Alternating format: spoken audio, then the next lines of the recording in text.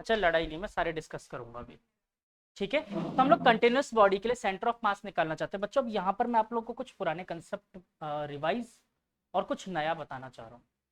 आप सबको डेंसिटी याद है क्या होता है? मास पर यूनिट वॉल्यूम। लेकिन ये अधूरी बात पता है आपको, डेंसिटी तीन टाइप के होते हैं, linear mass density, area mass density and volume density.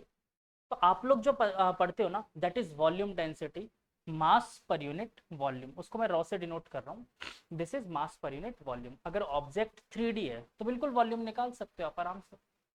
ठीक है, बट अगर मैं बोलूँ सर्कल के लिए डेंसिटी निकालनी है, जब निकाल सकते डेंसिटी, लेकिन इस बार वॉल्यूम नहीं पता मुझे, हम क्या करेंगे, mass per unit area. That is 2D object के लिए, not for only for circle, rectangle, triangle, इन सब के लिए हम लोग क्या करेंगे, एरिया डेंसिटी। मतलब वो सारे ऑब्जेक्ट जिनका हम एरिया निकाल सकते हैं उनके लिए क्या कैलकुलेट करेंगे, एरिया डेंसिटी। बट कुछ ऑब्जेक्ट्स ऐसे भी होते हैं जो वन डायमेंशनली होते हैं, एक ही लेंथ, एक ही डायरेक्शन है उनकी, सिर्फ लेंथ। तो ऐसे केस में हम लोग निकालते हैं linear mass density, that is lambda m by L, mass per unit length. अगर रॉड के केस में बात करूं, एक ऐसा रॉड जिसकी थिकनेस बिल्कुल टेंड्स टू बी जीरो है, थिकनेस है ही नहीं इसकी, तो इसकी सिर्फ क्या है, लेंथ, तो इसकी डेंसिटी क्या बोलेंगे, मास पर यूनिट लेंथ। या फिर आपके पास एक ऐसी रिंग है जिस रिंग में लेंथ उसकी कितनी है, मतलब लेंथ तो आप 2πr से निकाल लोगे और मास m है, तो उसकी डेंसिटी क्या बोलेंगे, lambda is equal to mass upon 2πr। ठीक है, तो फिलहाल इसको नोट करो, बाकी क्वेश्चन में बार बार आता रहेगा तो आप समझ जाओगे। मैंने इसमें 1D ऑब्जेक्ट का एग्जांपल दिया, 2D का दिया, 3D का आप जो जो सोच सकते हो, सिलेंडर, स्फीयर।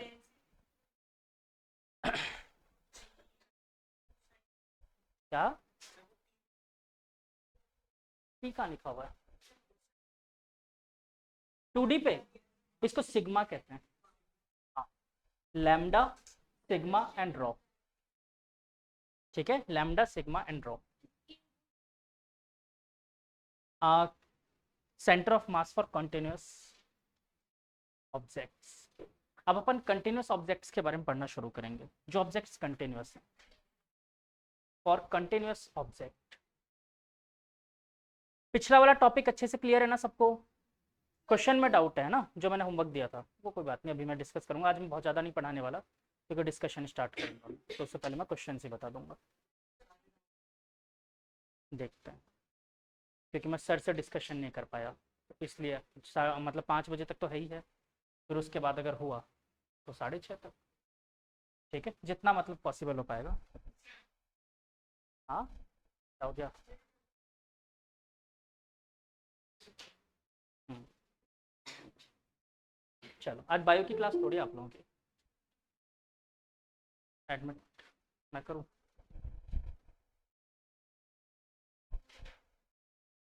चलो, तो बच्चों सबसे पहला नाम डालो, रॉड। यहाँ पर मैं आपको बहुत सारे कंसेप्ट बताऊंगा, ठीक है? आंसर तो आप लोग एक चुटकी में दे सकते हो इसका, लेकिन मुझे यहाँ पर कंसेप्ट सिखाना है आपको। इंटीग्रेशन सब लोग रिवाइज करके आए हो ना?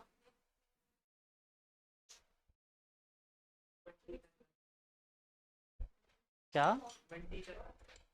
मैंने बोला था रिवाइज करने के लिए, इंटीग्रेशन चाहिए इसमें, करके आओ रिवाइज। कोई है जो नहीं करके आया हो?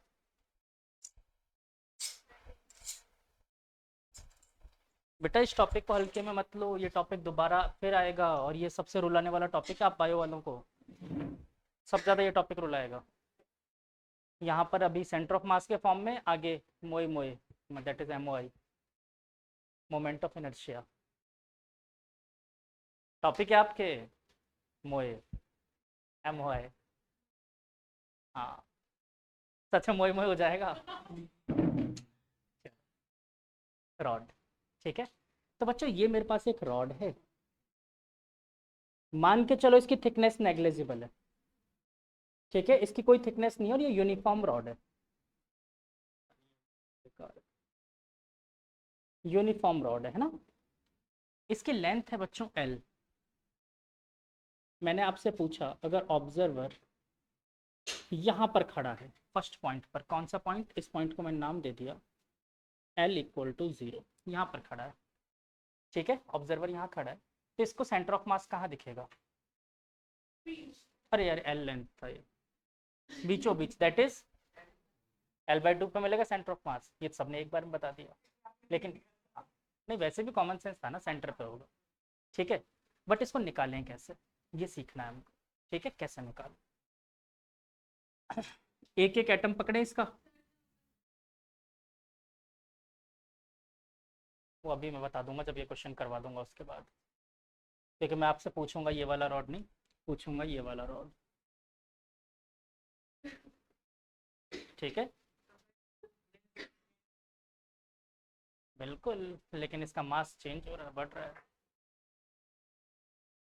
किसने कहा 10⁻⁻⁴ बिल्कुल है। ये वाली थिकनेस 10⁻⁻15 मीटर मान ली, और ये वाली थिकनेस 10⁻⁻10 मीटर मान ली। ये वाली लेंथ और ये वाली लेंथ का कंपेयर करो, 1 लाख गुना ज़्यादा बड़ा है, लेकिन है तो दोनों नेग्लिजिबल। एटम का मास रेडियस और न्यूक्लियस का रेडियस। नेग्लिजिबल का मतलब ये होता है कि आप क्या समझ सकते हो। ठीक है, बाकी अभी चलते हैं, देखते जाओ, अभी लेके आएंगे। ठीक है, चलो सॉल्व करना सीखें इसको। तो एक एक एटम का निकालना शुरू करें, एक एक एटम का। हाँ अरे निकालना पड़ेगा, ऐसे कैसे। देखो एक एक एटम तोड़ना शुरू करते हैं, एक एक एटम का तोड़ते हैं। ये पहला एटम, मान लिया इसकी डिस्टेंस थी L1, फिर दूसरा एटम, इसकी डिस्टेंस हो गई L2, L3, L4, Ln तक, n तक होंगे particles.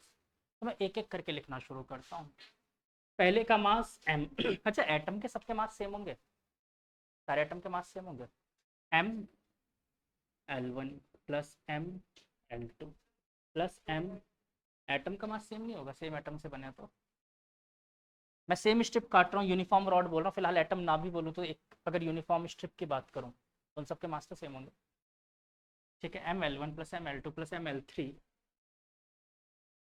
MLn divided by total मास लिख दूँ डायरेक्ट, कैपिटल M। आया ना, है ना। इसमें से एक स्ट्रिप का मास निकाल लिया M, अंदर बच गया sigma L divided by capital M। बोलो कोई दिक्कत यहाँ तक। ये तो हमारा पुराना मेथड जो हमको सिखा रहा है, पर सिग्मा का मतलब जानते हो, अगर कंटिन्यूस बॉडी है तो मुझे सिग्मा लेने की ज़रूरत ही नहीं है। यहाँ पर मैं एक बहुत खास चीज़ ले सकता हूँ, दैट इज इंटीग्रेशन dl, और यहाँ पर लिख दूंगा m अपॉन कैपिटल M। फिर एक पंगा आ गया, ये m क्या है, हाँ छोटा सा मास, छोटा सा मास। देखो लेंथ तो क्या हुआ एक्चुअली में, देखो लेंथ तो क्या हुआ एक्चुअली में, पूरा धीरे धीरे बढ़ता जा रहा था। मतलब लेंथ कहाँ से कहाँ तक लिया मैंने, 0 से लेकर कैपिटल L तक यहाँ पर। बट m तो छोटे से स्ट्रिप का लिया था, तो उसका मास भी तो छोटा सा होगा, dm। आया ना, नहीं आया समझ में अभी, फिर तुम लोग को डायरेक्ट फार्मूला बना के बता देता हूँ। हम्म।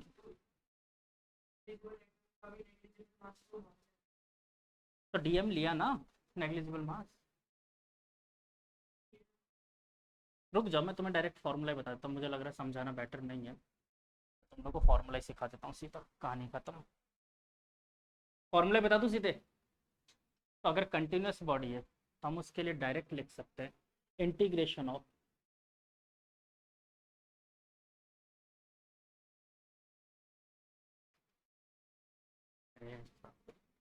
Are D M upon integration of, ठीक, सीधा खत्म कहानी।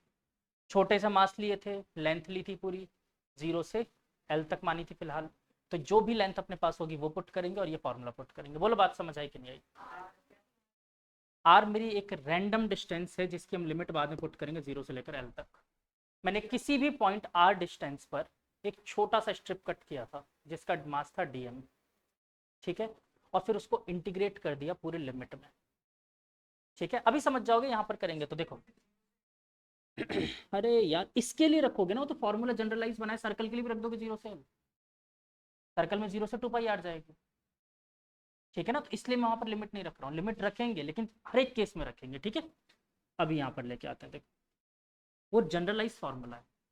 अब इसमें जब यहाँ पुट करेंगे तब लिमिट रखेंगे 0 से, रखना शुरू करें। देखो सबसे पहले क्या किया बच्चों, मैंने यहाँ पर एक छोटा सा लेंथ एलिमेंट कट किया जिसका मास तो था बच्चों dm, ठीक है। और अगर मैं इसको बोलूँ इसकी थिकनेस, तो इसकी थिकनेस है dx, इसकी थिकनेस dx, और यहाँ से इसकी डिस्टेंस मैंने मान ली, फिलहाल r बोलो या x बोलो एक ही बात है, ठीक है। तो मैंने यहाँ से डिस्टेंस मानी x, यहाँ पर ये रखा इसकी थिकनेस dx। बोलो कोई दिक्कत? इजी सी बात है। अच्छा ये बताओ, अगर इस पूरे रॉड का मैं लैम्डा निकालना चाहूँ, lambda is equal to linear mass density, क्या बोलूंगा? Total mass divided by total length. लेकिन आपको पता है डेंसिटी चाहे मैं पूरे समुद्र के पानी का निकालूं या समुद्र के एक चम्मच पानी का निकालूं, सेम आती है। मालूम है ना ये चीज? सेम यहाँ पर भी यही होगा। तो अगर पूरे मास की डेंसिटी लैम्डा है या m बाई एल है, तो इस छोटे से के लिए क्या होगा? dm बाई dx होगा, हाँ कि ना? dm बाई dx होगा, हाँ। यहाँ से dx इधर चिपका दें, तो m by L dx is equal to dm। कई लोग इसको lambda dx equal to dm रखते हैं, बाद में लैम्डा की वैल्यू पुट कर देते हैं, तो मुझे ये अच्छा लगता है, मैं यही पुट करता हूँ, ठीक है। आपकी श्रद्धा, आप दोनों में से कुछ भी रख सकते हो। बोलो क्लियर हुआ पहला पॉइंट। दूसरा पॉइंट, अब मुझे यूज करना फॉर्मूला। तो RCOM is equal to integration of R, या R की जगह एक्चुअली मैंने X लिया हुआ है, X डिस्टेंस है ना, तो X dm divided by integration of m, dm लिखने की जरूरत नहीं है, कैपिटल M होता है ये, है ना, टोटल मास है, ठीक। अच्छा लिमिट x कहाँ से कहाँ तक मूव करवाना चाहते हैं हम? x की शुरुआत करेंगे 0 से, कहाँ तक लेके जाएंगे? l तक, तो इसकी लिमिट हो जाएगी 0 से लेकर कैपिटल L। बोलो बात समझ आई कि नहीं आई? डन। अच्छा अब ये बताओ, यहाँ पर तो x है, यहाँ पर dm है, x को dm के रेस्पेक्ट में इंटीग्रेट कर ही नहीं सकते, है ना, दोनों वेरिएबल अलग अलग है। तो हम dm को यहाँ से रिप्लेस कर सकते हैं, देखो dm is equal to m by L D X, हाँ कि ना? चल, तो मैंने यहाँ पर डायरेक्टली रख दिया 0 से l। अच्छा ये 1/m था, इसको मैंने ऐसे रख दिया बाहर, और x की जगह क्या, सॉरी x की जगह तो x ही रह गया, dm की जगह क्या आ जाएगा? m by L D X, हाँ कि ना? m बाई एल कॉन्स्टेंट बाहर, कॉन्स्टेंट को रखा बाहर, 1/m into M by L integration x dx 0 से l, m से m गुजर गया, यहाँ पर बचा 1/l। x का इंटीग्रेशन क्या होता है बच्चों? X square by 2। नहीं है यार, दोनों को बोला नहीं, नहीं पता ना, पर मैंने बोला था ना लास्ट ईयर वाला देख लो, इंटीग्रेशन को अलग टॉपिक थोड़ी पढ़ाया होगा, सेम ही है दोनों साइड, है ना, लास्ट ईयर वाला देख लो, ठीक है। और इसका इंटीग्रेशन आ गया बच्चों एक्स स्क्वायर बाई 2, लिमिट 0 से l, upper limit minus lower limit, upper limit कितना है बच्चों? L square by 2, lower limit 0 रखोगे 0 ही आ जाएगा। देखो l से l गुजर गया, क्या आंसर आया? l बाई, कहाँ, क्या कैसे किया, ये क्या किया? इस इक्वेशन से उठा के डीएम की वैल्यू रख दो, फ्रॉम इक्वेशन 1 मैंने डीएम की वैल्यू रख दी। हाँ मेरे को पता तुम एक्टिंग करो, हाँ करने की, समझ में कुछ नहीं आया, पक्का? लैम्डा मैंने कहा दोनों में से कोई एक चीज यूज करनी होती है, कई लोग ये यूज करते हैं, मुझे अच्छा लगता है मैं ये यूज करता हूँ। मैं फालतू में एक वेरिएबल क्यों इंट्रोड्यूस करूँ, मतलब एक नई टर्म देख के डर लगे लैम्डा लैम्डा लैम्डा, मेरी कहीं यूज ही नहीं आता। ठीक है, अभी आने तो दो, अभी आएंगे धीरे धीरे बढ़ाते हैं, हाँ बिल्कुल नोट करो। अच्छा नीट वालों से सजेशन है, उन लोगों को ये सजेशन है कि ये जितने भी फिगर्स मैं करवा रहा हूँ इनके डायरेक्ट याद कर लेना, सेंटर ऑफ मास कहाँ पर होता है, जेई वाले याद करना मत, सॉल्व करना, ठीक है।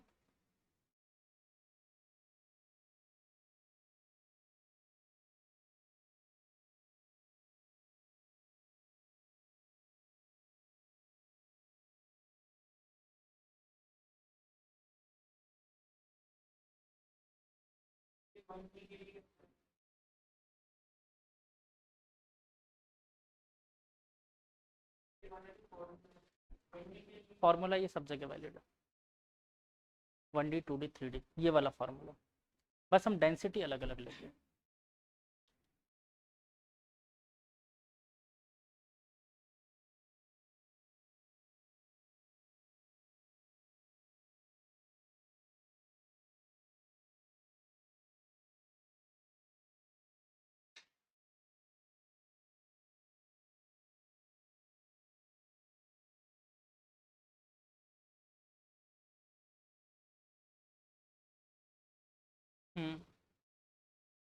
ये फॉर्मूला है सेंटर ऑफ मास निकालने का।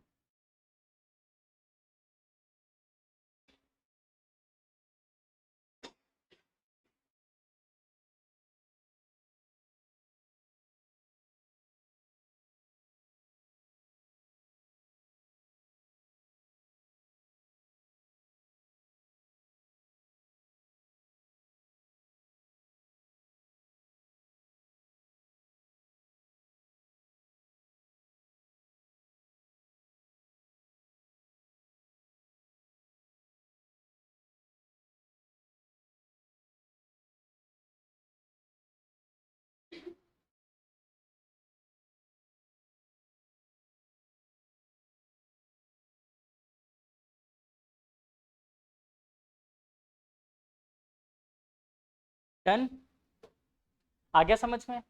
अच्छा चलो इसमें, हाँ नोट करो।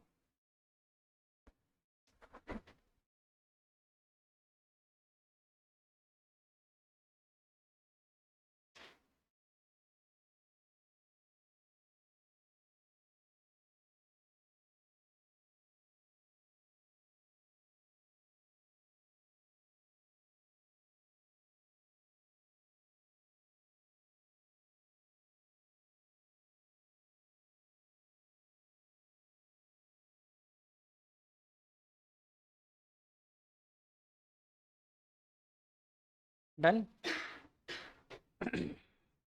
चलो अब बच्चों मैं अगर आपसे पूछूं एक सर्कल के लिए उसका सेंटर ऑफ मास कहाँ होगा, एक रिंग है, सर्कल नहीं रिंग, उसके लिए सेंटर पे होगा, ये आप सबको पता है, निकालने के लिए बोल दूं तो निकाल के बताओ। अच्छा चलो उससे पहले क्वेश्चन देता हूँ। अभी तक तो बेटा मैंने क्या दिया था, ये रॉड जो थी वो यूनिफॉर्म थी, ठीक है, यूनिफॉर्म रॉड थी।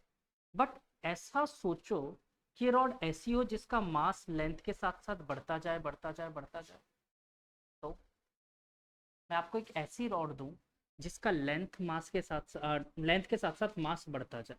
लाइक मैं आपको डायरेक्टली एक इसका रिलेशन बना कर दूं कि lambda is equal to 3x, एक रिलेशन दे देता हूँ।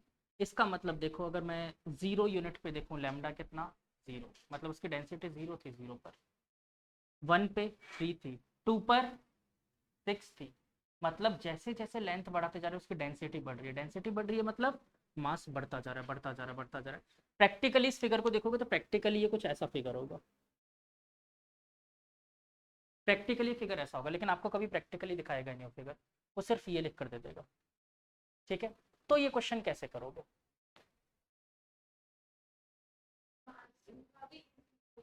अगर क्वेश्चन ये आ जाए ना तो ये इससे भी ज्यादा आसान है, पता है कैसे? हाँ क्या, हम यहाँ पर कुछ देखना ही नहीं है, अब ये सब मुझे कुछ नहीं निकालना, मुझे पता क्या करना था, डायरेक्टली डीएम की जगह क्या हम लैम्डा डीएक्स लिख सकते हैं, हाँ कि ना, ये अभी बताया था मैंने। तो सिंपल जो आपकी इक्वेशन थी, ये जो इक्वेशन थी, मैं यहाँ पर सॉल्व कर दूँ इसको बगल में, इधर मैं सीधे सीधे पुट कर दूंगा 0 से एल, एक्स की जगह एक्स था, डीएम की जगह क्या आ जाएगा लैम्डा, लैम्डा डीएक्स, और अपॉन एम था उसको मैंने यहाँ रख दिया, अब लैम्डा की वैल्यू रख दो, क्या हो जाएगी 1/m, 0 से एल, और 3x² बन जाएगा क्योंकि लैम्डा की वैल्यू 3x थी, एक x पहले से और था। नहीं आ रहा समझ में? नहीं आ रहा ना? वो भी नहीं आया कि यही नहीं आ रहा? इंटीग्रेशन का तो बेटा मैं कुछ नहीं कर पाऊंगा, मैंने पहले बोल दिया था इंटीग्रेशन नहीं आएगा तो इसमें कुछ नहीं आएगा, इसलिए मैंने आप लोगों को स्पेशली, मैंने कई बार पूछा भी, क्या कर लिया आपने, पहले भी पूछा है, आप हाँ बोल देते हो। कुछ नहीं, ये निकाला था ना lambda D X equal to D M. नहीं कुछ नहीं करना पड़ेगा, कुछ नहीं करना पड़ेगा, सिखा देते हैं अभी। ये सिखा देता हूँ ये वाला पार्ट वापस से, ये तो कर सकते हो। वाई दे रखा हो तो यहाँ पर वेरिएबल ये भी वाई होगा, ये भी वाई डी वाई होगा, वाई डायरेक्शन में होगा।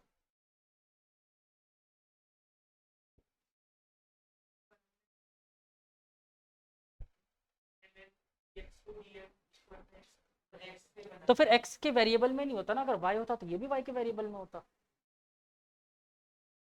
अगर वहां y वेरिएबल दे रखा है लैम्डा इक्वल टू 3y तुम कह रहे हो, तो यहाँ पर भी होता lambda D Y equal to D M, क्योंकि लैम्डा किस डायरेक्शन में वेरिएबल है, y डायरेक्शन में वेरिएबल है, तुम ये कहना चाहते हो।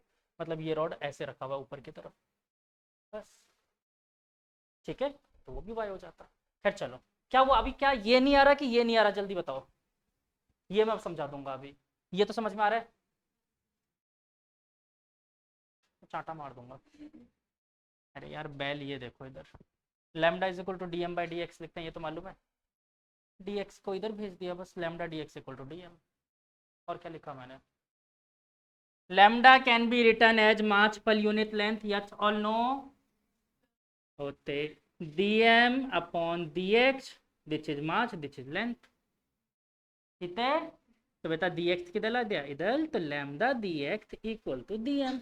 अब क्या चाहते हो मुझसे, आ दिया। अब बेटा लैम्डा उठा के यहाँ पर पुट कर देते हैं। हाँ, if lambda equal to 3x मैंने वहां पर लग दिया, और देखो बेटा क्या आ गया, 3h into x, x into x क्या होता है, एक्स क्यूब, एक्स क्यूब होता है।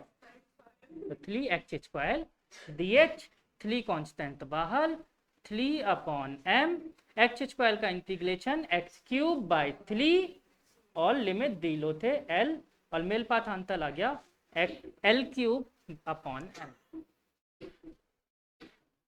दिस इज माय आंसर, ठीक है। आ गया समझ में, नोट कर लो। तुम्हें क्या हो गया, ठीक है।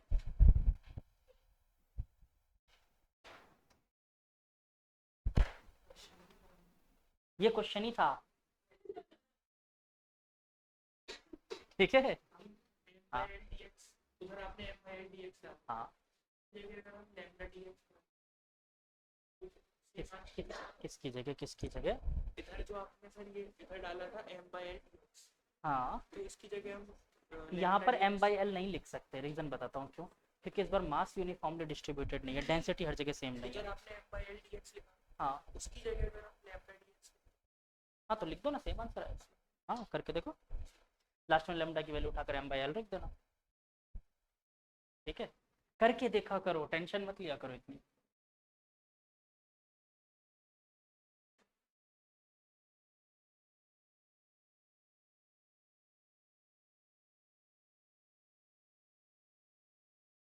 ये मौसम खराब चल रहा है क्या, हर कोई बीमार बीमार सुनने में आ रहा है।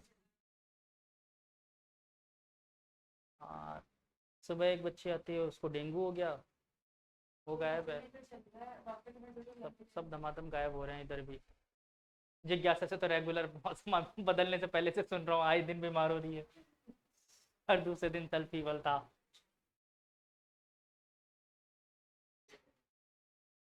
ये बीमार था लास्ट क्लास में, ये देखो, इसने बताया था मेरे को भूल गए, अच्छा हाँ आपको भूल गया था, हाँ।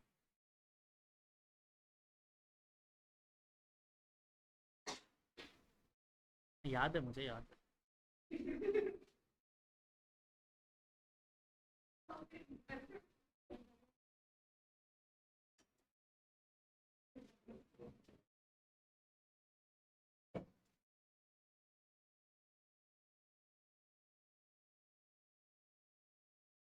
चलो अब इसका थोड़े से हाथ पैर निकालें बाहर।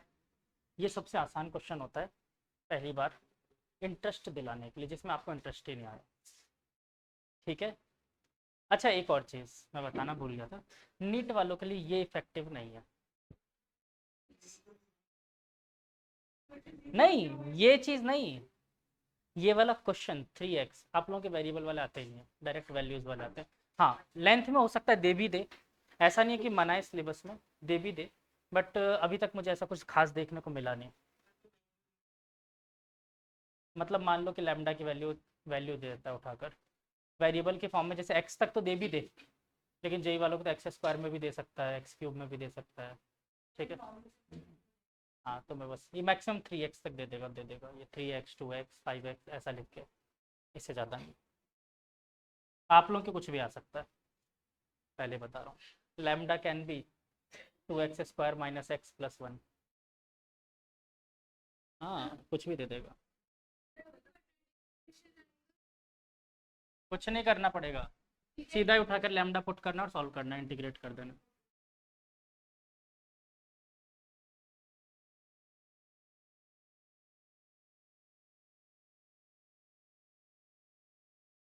बाकी आप लोगों के लिए सबसे ज़्यादा ज़रूरी चीज़ है सबके सेंटर ऑफ मास याद रखना।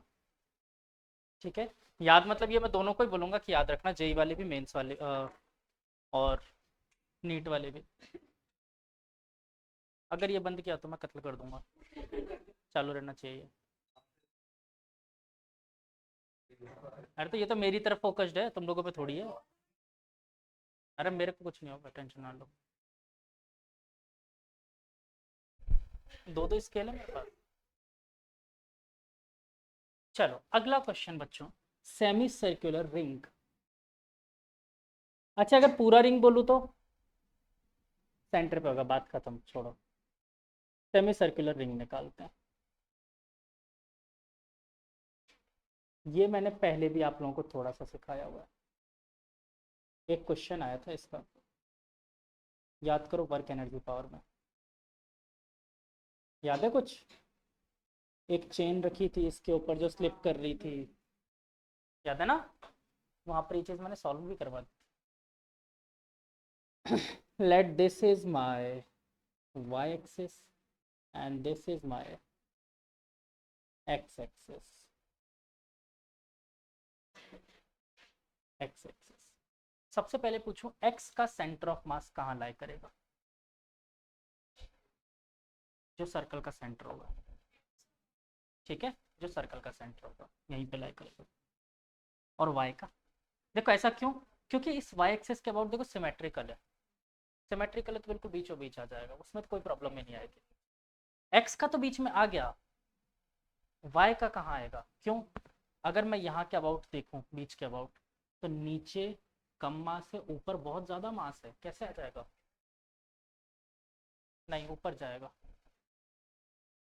मास ज्यादा जिधर होता है उस तरफ शिफ्ट होता है ना सेंटर ऑफ मास। पर निकालें कैसे? पंगा तो ये है, निकालें कैसे, ये है असली मुद्दा। हम्म, कोई सजेशन? हाँ हाँ, दो चीज पूछो यार, मना करूंगा क्या तुम्हें? नहीं होगा, क्यों होगा? आर सी ओ एम बोलते थे तो एक्स सी ओ एम अलग निकाल। X and Y is the coordinate. मैं अगर कोई पॉइंट, वो सेंटर ऑफ मास क्या होता है? कोई भी एक पॉइंट होता है जिसके कोऑर्डिनेट्स होंगे, x c O m that is x का coordinate, y C O m that is y का कोऑर्डिनेट। तो एक्स डायरेक्शन के अबाउट सिमेट्रिकल है, मैंने बोल दिया। सेंटर ऑफ मास कहीं यहाँ लाई करेगा, मुझे एक्चुअली मालूम है यहाँ लाई करेगा इसका सेंटर ऑफ मास, पर मुझे निकालना पड़ेगा। एक्स के अबाउट तो मुझे पता है कि इसके अबाउट सिमेट्री है, तो हो जाएगा, इसी लाइन पे आएगा। अब वही तो देखना है, वही तो देखना है। चलो शुरू करें। चलो ये बताओ इसकी टोटल लेंथ, अगर इसका रेडियस मैंने आपको पहले से दे दिया आर, आर रेडियस है, ठीक है। थिकनेस अगेन ना के बराबर है, तो इसलिए आर वन आर टू मत मान लेना, थिकनेस ना के बराबर। मैंने आपसे बोला कि बच्चों सबसे पहले बताओ इसका लैम्डा क्या होगा? Linear mass density. Total mass अगर कैपिटल एम, तो मास पर यूनिट रेडियस लिख दूं, टू आर लिख दूं, क्या लिखूं? नालायक हो क्या? पूरी लेंथ देखो इसकी 2 पाई आर होती है, अगर पूरा सर्कल होता तो आधे के लिए कितना होगा? पाई आर। ठीक है, तो मास per unit pi are, length क्या मिलेगी? अच्छा अभी रुक जाओ, इतनी जल्दी भी क्या है, अभी तो क्वेश्चन ने शुरू किया है। यहाँ पर अगर मैं इसको इंटीग्रेशन में रख भी दूं, डीएम हट, डीएम को हटाओगे कैसे? डीएम तो हटा के दिखाओ। रखो लो, तुम लोगों की बात मान ली, लो रख देता। मान लिया मैंने, तुम लोगों ने कहा कल ये लग दो, मैंने लग दिया, लो। आल, आल और यहाँ पर क्या लिखूं? हाँ ऐसे ही रट के गलत कर देना, नहीं ऐसे सीधे मत उठा के रख देना। ये क्या रखा है तुमने, आर्क लेंथ। ये आर्क लेंथ है सर्कल का, हाँ या ना, आर्क लेंथ ही तो रखा है। तो मैं यहाँ पर सबसे पहले डीएम कट करूंगा, कहीं पे यहाँ पर रैंडमली डीएम कट कर लेते हैं। इस डीएम की थिकनेस है dr और मास dm। ठीक, ये एक्चुअली में कहाँ से कहाँ तक कटा है बच्चों, यहाँ से लेकर के यहाँ तक। ये पूरा एंगल तो थीटा, और ये बच गया जो बीच में छोटा सा एंगल, ये डी थीटा। तो ये बताओ, अगर मैं इस आर्क लेंथ का जो मैंने कट किया स्ट्रिप, इसकी लेंथ निकालना चाहूँ, कैसे निकाल सकता हूँ। Theta is equal to arc upon radius पढ़ा है, सर्कुलर मोशन का पहला पार्ट, पहला सबसे पहले यही बताया था मैंने। हाँ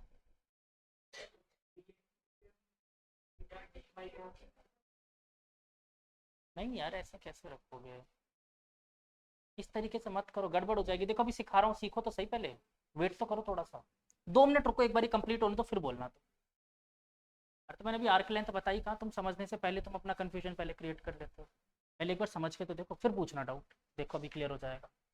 ये बताओ मुझे, ये छोटी सी आर्क लेंथ निकालनी है, जिसको मैंने फिलहाल 1 मिनट के लिए डी आर नाम दिया था। लो डी आर वर्ड भी हटा दूँ, टेंशन नहीं लो, हटाओ।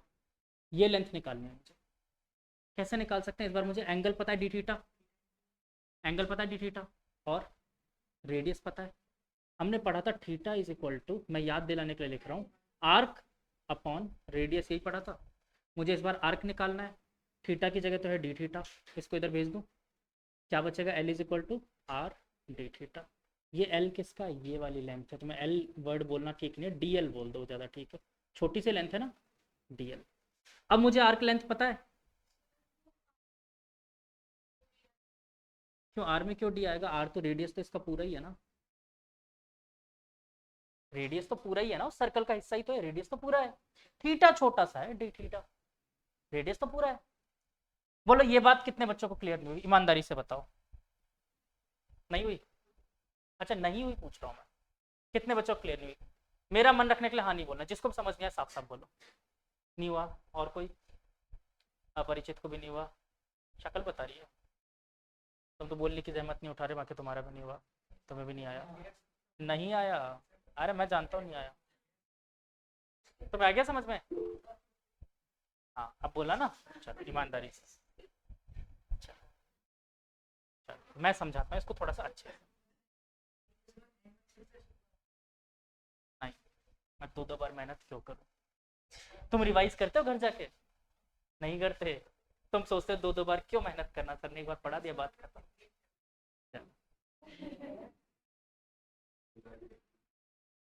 चलो मान लिया बच्चों ये एक सर्कल का पार्ट है, ठीक है। मुझे ये रेडियस तो आर है, ये वाली लेंथ एल निकालनी है, यहां से एंगल है θ1 और ये पूरा एंगल है θ2, ये आपको पहले से गिवन है। तो मुझे बताओ एल इज इक्वल टू कैसे निकाल सकते हो, θ2, बेटा एल सिर्फ इतना है यहां से लेकर यहां तक, θ2, θ2 अगर तुमने रख दिया तो ये पूरा यहाँ से यहाँ तक का एंगल कवर हो जाएगा। हाँ ये देखो θ2 कहाँ तक बनाया मैंने, पूरा बनाया, हाँ पूरा बनाया, देखो तो सही तो यार, देखो तो सही, देखो। तो आपको ये देखना है उस एल के बीच में कितना एंगल आ रहा है, एल के बीच में कितना एंगल आ रहा है, θ2 माइनस θ1, हाँ कि ना, ठीक है, divided by theta is equal to arc upon radius, arc क्या है एल। अच्छा रेडियस चाहे यहाँ हो या यहाँ हो, तीनों जगह पे कहीं बदल गया क्या, अगर बदल गया तो सर्कल ही नहीं होगा, रेडियस तो सेम है, तो अपॉन आर लिखने की बजाय मैं इस आर को इधर मल्टीप्लाई कर दूं तो बुरा तो नहीं मानोगे, पक्का। अब क्या करते हैं, मान लो कि ये डायग्राम ना यहाँ पर दे रखा है मैंने, छोटा सा डायग्राम ये रहा, हमने इसी को जूम करके देखा था, तो एल की जगह पर क्या दिया हुआ था मैंने, डीएल, एल की जगह पर क्या था, डीएल, तो मैंने एल की जगह पर लिख दिया डीएल, और ये चेंज इन थीटा जो मैंने निकाला θ2 माइनस θ1, उसकी जगह क्या दिया हुआ है, ओनली डी थीटा, तो मैं क्या लिख दूंगा, आर डी थीटा। बोलो एग्री, सबको ओके है, ये dl क्या है मेरा, आर्क लेंथ, ये पाई आर क्या था, पूरा आर्क लेंथ, ठीक है। तो पूरा मास बाय पूरा arc length is equal to छोटा सा मास dm बाय छोटा सा आर्क लेंथ कितना आया है, आर डी थीटा, हाँ कि ना। अब इन दोनों को मैं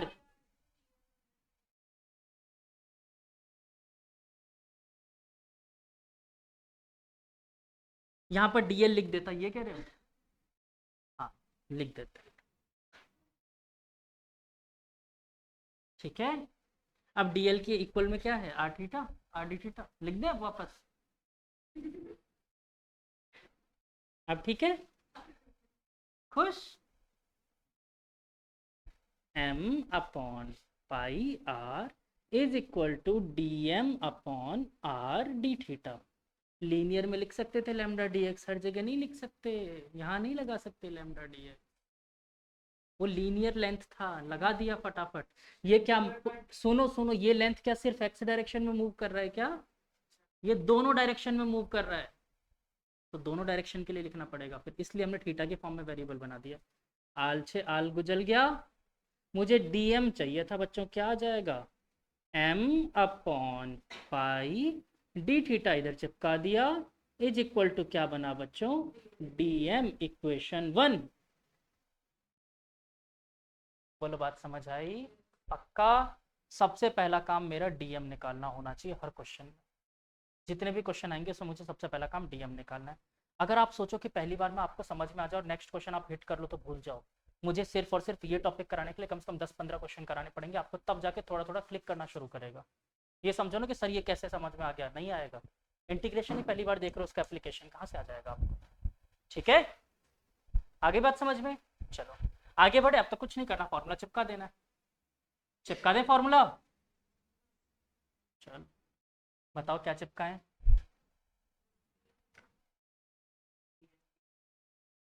अरे वाह, बताओ कितना टफ टॉपिक था, बताओ। तुम पहले घबरा जाते हो, सुनते ही नहीं हो मेरी बात। अच्छा ये एक्स डायरेक्शन में नहीं निकाल रहे, एक्स डायरेक्शन में तो मुझे पता है कोऑर्डिनेट क्या है इसका, सेंटर था ना, वाई में निकाल रहे हैं बस हम लोग। तो वाई में निकाल रहे हैं, क्या लिखेंगे, इंटीग्रेशन ऑफ अच्छा ये आर, ये क्या है, वाई डायरेक्शन में। एक्चुअली मैं यहाँ पर वाई डायरेक्शन बात कर रहा हूँ, तो मैं इस आर की जगह क्या लिखूंगा, वाई डी एम, रेडियस नहीं लिखूंगा, by total mass. Y direction बात कर रहा हूँ तो आर की जगह मैंने क्या बोला, जो डायरेक्शन है उस डायरेक्शन की वैल्यू रखनी होती है। पिछले में एक्स रखा था, इसमें वाई रखा है। आर लेंथ कल बताया था ना मैंने कि आर में एक रैंडमली लिखता हूँ, फिर उसको तुम एक्स एक्सिस का लॉन्ग लिख लो, वाई एक्सिस का लॉन्ग लिख लो, जेड एक्सिस का लॉन्ग लिख लो, तो ये वैसा ही था। हाँ ये मतलब तीनों डायरेक्शन के लिए एक यूनिफॉर्म फार्मूला लिख दिया मैंने, एक्स है तो एक्स लगाओ, वाई एक्सिस है तो वाई एक्सिस लगाओ, जेड एक्सिस है तो जेड लगाओ। अगेन एक और प्रॉब्लम छूट गई, इसकी वाई में लेंथ कितनी है ये भी तो चाहिए, ये कहाँ निकाला हम लोग, वाई में लेंथ भी तो चाहिए होगी, नहीं चाहिए होगी, चाहिए होगी ना, ये वाली लेंथ चाहिए मुझे। मैं इस डायग्राम को थोड़ा सा बाहर बना दूं, ये वाली लेंथ मुझे चाहिए, ये लेंथ मुझे नहीं पता, ये पता ये थीटा है, ये रेडियस है, ये चाहिए मुझे। कैसे निकाल सकते हैं, ये वाई है, अरे वाह, perpendicular upon hypotenuse is equal to sine theta. तो बच्चों वाई इज इक्वल टू क्या है दिया मेरे पास, आल साइन थीटा। क्या मैं इसको यहाँ पर लग सकता हूँ, कमाल हो गया। तो Y C O M is equal to integration of R sine theta into D M की वैल्यू इक्वेशन 1 से उठा के रख दो, क्या है, M upon pi D theta, ठीक है। अब देखो वेरिएबल कौन है, थीटा, हाँ या ना, थीटा कहाँ से कहाँ तक मूव कर रहा है, 0 से शुरू होकर के पाई तक, 180 डिग्री भूल जाओ, पाई तक, रेडियन में बोलते थे ना, पाई रेडियन तक। तो लिमिट क्या रखें, 0 पाई, ये m कांस्टेंट बाहर और ये वाला m भी कांस्टेंट बाहर, चलो बाद में काट देंगे, मतलब ये तो पता है ना कट जाएगा। थीटा है वेरिएबल, आर्क लेंथ है क्या वेरिएबल, ये बताओ वेरिएबल कौन है, लेंथ है या थीटा है, यहाँ वेरिएबल किसको लिया है, तो लिमिट हमेशा उसकी रखी जाती है जो वेरिएबल होता है। यहाँ वेरिएबल कौन है, थीटा। थीटा कहाँ से कहाँ तक वेरी कर रहा है, 0 से लेकर पाई तक, तो सिर्फ थीटा रखा। लेंथ वेरिएबल अगर मैं लेता तो मैं रखता 0 से लेकर पाई एल तक, लेंथ वेरिएबल लेता, डीएल लेता। यहाँ पर डीएल दिख रहा है अपन को, नहीं, यहाँ पर क्या दिख रहा है, वेरिएबल थीटा। ठीक है, जो वेरिएबल होगा उसकी लिमिट्स रखेंगे, वो कहाँ से कहाँ तक चेंज हो रहा है। मैंने इस क्वेश्चन से एक्चुअल में इंटीग्रेशन का मतलब समझो, मैंने इससे क्या पूछा कि अगर इस इक्वेशन में थीटा को मैं 0 से पाई तक घुमा दूं, थीटा को 0 से पाई तक घुमा दूं, तो मुझे बताओ टोटल सम करके 0 से पाई के बीच में जितने भी नंबर है सबका सम करके आंसर बता दो। सिग्मा और इंटीग्रेशन दोनों सेम चीज है, बट सिग्मा सिर्फ रेगुलर बॉडीज के लिए लगता है, सॉरी इंटीग्रेशन रेगुलर बॉडीज के लिए लगता है, सिग्मा सबके लिए लगता है। ठीक है, सिग्मा एक एक एटम पे लगा सकते हो, इंटीग्रेशन ने मेरी जान बचा दी, उस सारे मेथड का शॉर्टकट है ये। एक एक एटम निकालने के बजाय हमने डायरेक्ट इस इक्वेशन से निकाल दिया और इसने हमको बता दिया आंसर। ठीक है, ये बहुत हेल्पफुल है इंटीग्रेशन। चलो अब इसमें m और r कांस्टेंट बाहर फेंक दिया मैंने, यहाँ और पाई भी, एम आर अपॉन पाई, और ये पहले से जो m था वो अंदर बच गया, साइन थीटा डी थीटा 0 से पाई, m से m गुजर गया, r अपॉन पाई। और मुझे बहुत अच्छे से पता है आप सबको साइन थीटा का इंटीग्रेशन आता ही है, क्या होता है, टेन थीटा। अरे वाह, कमाल कर दिया तुम लोगों ने। माइनस कॉच थीटा लिमिट 0 से पाई, इस माइनस को बाहर चिपका दूं, ये माइनस मैंने बाहर चिपका दिया। अब मैं वैल्यूज पुट कर लूँ, माइनस आल अपॉन पाई, कॉच जी लो बेटा कितना होता है, पहले upper limit cos pi minus cos जी। जल्दी जल्दी वैल्यू बताओ, कॉस पाई कितना होता है बच्चों, शाबाश, बहुत बढ़िया, cos pi is equal to cos 180, बिल्कुल सही बताया। आगे बताओ, मैंने कब का गलत है। एक बात बता, मैंने तुमसे पूछा पानी के यूजेस क्या क्या है, एक तुमने बोला सर कपड़े धोने के, पीने के, नहाने के, बर्तन धोने के। नहीं रुक जाओ, एक तो आंसर तुमने ये दिया, और एक आंसर दिया मछली पालन के काम में ले सकते हैं, इंडस्ट्रियल यूज में ले सकते हैं। दोनों आंसर में डिफरेंस दिख रहा है, क्या डिफरेंस दिख रहा है, एक आंसर चौथी क्लास का बच्चा दे रहा है और एक आंसर एक अच्छे लेवल का बच्चा दे रहा है। ठीक है, cos pi is equal to cos 180, चौथी क्लास के बच्चे का आंसर दे रही है, पाई इक्वल टू 180, मुझे पता है तल, तो वैल्यू तो बताओ। समझ आया डिफरेंस, तो कॉस पाई इज -1। ठीक है, तो मैं यहाँ पर कर दूं आगे सॉल्व, या इधर कर देता हूँ, चलो। तो YCOM is equal to minus R upon pi, और बच्चों कॉस पाई की वैल्यू होती है -1, और पहले से था माइनस कॉस 0 की वैल्यू होती है 0, 1 होती है, -1 plus -1 -2, minus into minus minus, this is the answer YCOM। अगर मैं यहाँ पर सेंटर ऑफ मास के कोऑर्डिनेट बोलूँ तो क्या बोलूँगा, जल्दी बताओ, इस वाले क्वेश्चन में। हाँ वेरी गुड, अगर मैं यहाँ पर सेंटर ऑफ मास के कोऑर्डिनेट बोलूँ तो ये कहाँ पर मिलेगा, कहीं पे यहाँ पर मिल रहा है, जिसके कोऑर्डिनेट मिलेंगे x एक्सिस में तो 0 है ना, और y एक्सिस में 2r/पाई। अच्छा एक और चीज़ बताओ, अगर ये एक्सिस में यहाँ देने के बजाय यहाँ दे देता तो, ये y एक्सिस यहाँ पर बनाने के बजाय यहाँ पर ड्रॉ कर देता तो, नहीं तो आंसर बदल जाता। x में आंसर यहाँ पर पहुँच रहा है, तो यहाँ से लेंथ कितनी है, रेडियस के बराबर, तो r कॉमा y की लेंथ वही रहेगी 2r/पाई। ठीक है, तो ये हमेशा आँख खोल के चेक कर लेना कि भाई वो किधर की तरफ एक्सिस दे रहा है। वही तो मैंने बोला, अभी तो ऑब्जर्वर यहाँ माना, जो ओरिजन है वही ऑब्जर्वर है, बट मैं बोलूँ ओरिजन यहाँ दे देता तो ये लेंथ r हो जाती ना, बस, तो इसलिए r कॉमा 2r/पाई हो जाता। ये आंसर याद रखना 2r/पाई, गलती से भी भूलना मत। हाँ बेटा, अभी तो शुरू हुआ है, देखते जाओ, अभी तो सोचो, अभी तो 2D ऑब्जेक्ट कर रहे हो तुम लोग, सॉरी 1D ऑब्जेक्ट। हाँ हाँ, तब करोगे।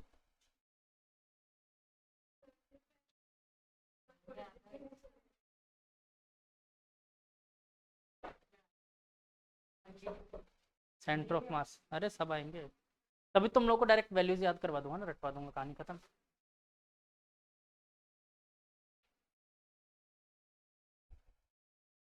इसके बाद अगला क्वेश्चन उठाएंगे 2D ऑब्जेक्ट का। अच्छा, अगर मैं पूरे सर्किल के लिए पूछ लेता तो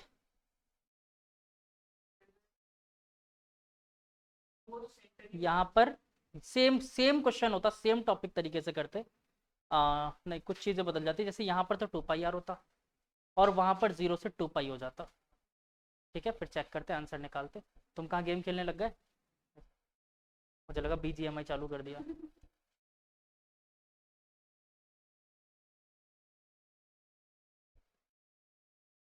बस अभी एक 2D वाला क्वेश्चन और।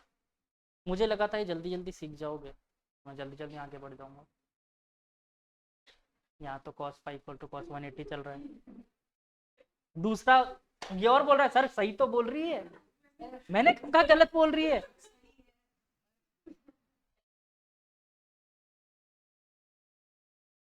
पानी के यूजेस क्या है? पीने में, नहाने में, बर्तन धोने में।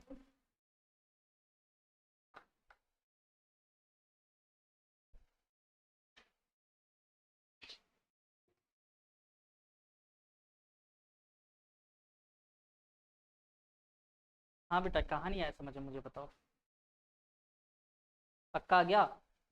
बोल दिया करो, नहीं आए तो डरना नहीं है। सीखो कुछ पुराने बच्चों से। LCM लेना नहीं आता तो भी पूछते हैं, सर LCM लेना नहीं आला।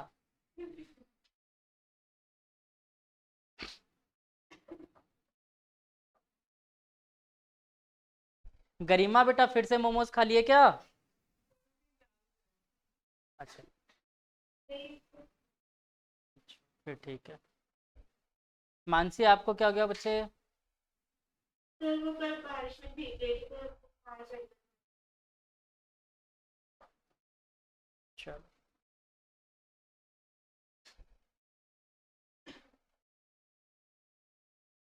चलो फिर 2D वाला मैं नेक्स्ट क्लास में करवाता हूँ, डाउट्स स्टार्ट कर देता हूँ।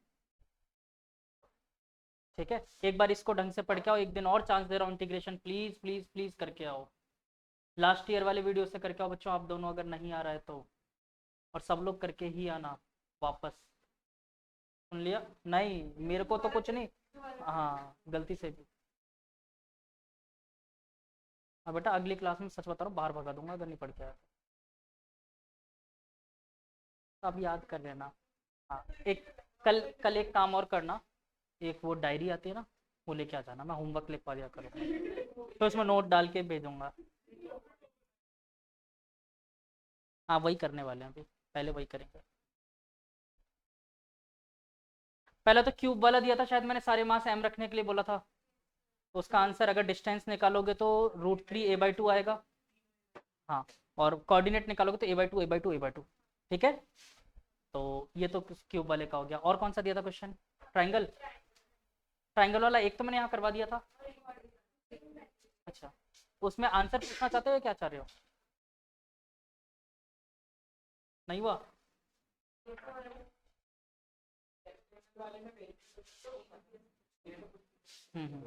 तो आंसर पूछना चाह रहे हो या क्या चाह रहे हो? आंसर आपस में डिस्कस कर लो, सही आएगा गलत आएगा क्यों, ये क्यों मानते हो? ठीक है, तरीका सेम फॉलो करना है। हाँ बस।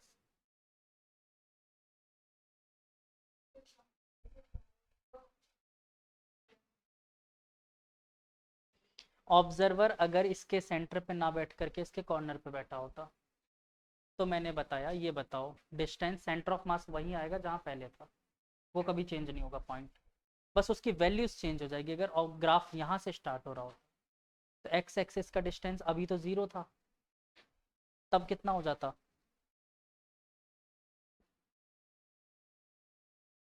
ये इसलिए इसको समझ नहीं आता है, अपने काम में मस्त हो जाती है, क्वेश्चन पूछ के बस काम में मस्त। बेटा, मैंने ये बोला कि ऑब्जर्वर अभी अपन ने जो सॉल्व किया वो यहाँ पर बैठा था, तो इसने देखा एक्स एक्सिस में डिस्टेंस और मेरे पैरों के नीचे, अच्छा जी लो, वाई एक्सिस में डिस्टेंस यहाँ पर 2r/π बता दिया उसने। फिर मैंने बोला अच्छा समझदारी, अब ले यहाँ से बता। तो यहाँ से जरा देखो इसको, ये पॉइंट एक्स एक्सिस में कितना दूर दिख रहा है? ये लिखा, r लिख दिया अपन ने एक्स एक्सिस में। वाई एक्सिस में कितना ऊंचा दिख रहा है? जितना पहले दिख रहा था, 2r/π। यही तो समझाया था मैं।